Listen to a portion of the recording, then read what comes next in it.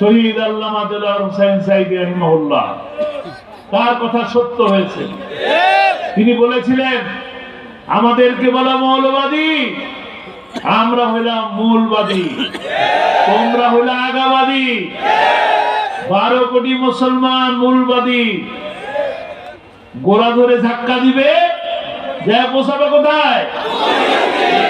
কোথায় গেছে? দিল্লি, মামু বাড়ি।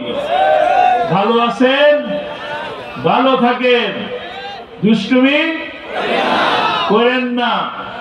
16 বছর অনেক দুষ্টুমি করছেন, শেয়ার বাজার খাইছেন, বাংলাদেশ ব্যাংক খাইছেন, নাকি কিছু আছে? কোনো কিছু নাই, দেশে কোনো টাকা পয়সা নাই। টাকা পয়সা কোথায়? যারা স্বপ্ন দেখিয়েছে নির্বাচনের আগে বাংলাদেশকে সিঙ্গাপুর বানাবে, মালয়েশিয়া বানাবে, তারা কানাডায় বেগমপাড়া বানিয়েছে। কাজেই শান্তি আসে নাই দেশে, শান্তি এসছে। আর কোরআনের বিপক্ষে যারা থাকে, ইসলামের বিপক্ষে যারা থাকে, সাধারণ মানুষের বিপক্ষে যারা থাকে, যারা দেশের বিপক্ষে থাকে, তাদের জিল্লতি হয় কিনা? হয়। দেখেছেন? আরো দেখবেন, কোরআনের পাখির বিরুদ্ধে যারা ছিলেন, একজন ছিলেন অনেক টাকার মালিক, হাজার হাজার কোটি টাকার মালিক। ঢাকায় দরবেশ বলে, আপনারা কি বলেন? তার পরিণতি কি হয়েছিল? কোরআনের বিপক্ষে থাকলে পরিণতি এরকমই হয়। যে ব্যক্তি আল্লামা সাঈদীর বিরুদ্ধে ফাঁসির রায় লিখলো, তার পরিণতি কি হয়েছিল? নাম কি? আমি আর নাম দিলাম না, আপনারাই না।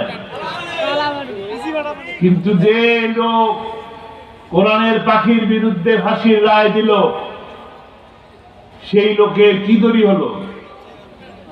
গরু ছাগল বাঁধে যে দড়ি, সেই দড়ি দিয়ে বেঁধে টেনে হিসে নিয়ে যাওয়া হয়েছে।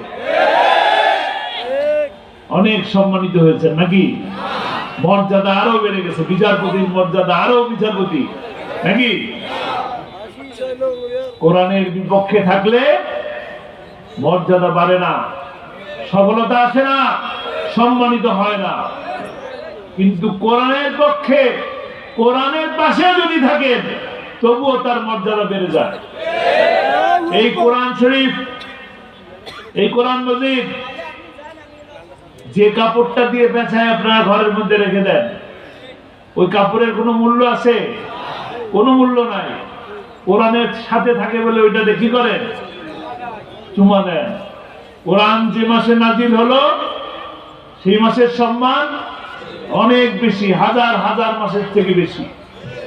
রহমতের মাস, বরকতের মাস, নাজাতের মাস। আর যে মাসে, যে রাতে কোরআন নাজিল হলো, সে রাতের মর্যাদা কি? হাজার রাতের থেকে শ্রেষ্ঠ রাত। মর্যাদা বাড়ে।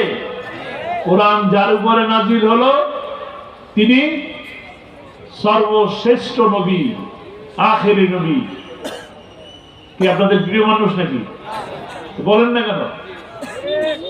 প্রিয় নবী, শেষ নবী রাসূল আকরাম সাল্লাল্লাহু আলাইহি ওয়াসাল্লাম। কোরআনের সাথে থাকলে সম্মানিত হওয়া যায়, মর্যাদাবান হওয়া যায়।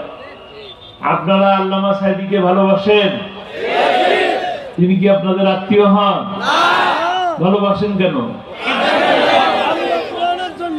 শুধু কোরআনের জন্য। কোরআনই মর্যাদা দিছে, কোরআনই ভালোবাসা পয়দা করে দিয়েছে আপনার মনের মধ্যে।